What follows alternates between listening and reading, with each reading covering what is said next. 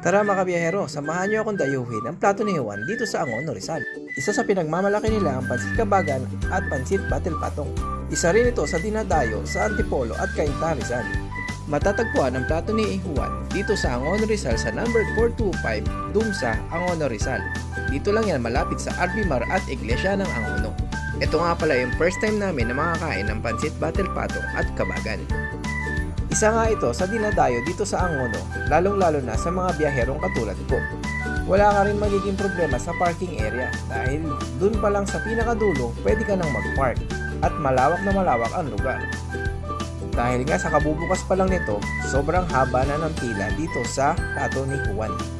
Marami ka rin pagpipilian na pagkain katulad ng kalabaw, kambing at mga T-bones at iba pa. Dining area pa lang, mapapawaw ka na sa ganda. Siya nga pala, ito ang pinakamalaking restaurant dito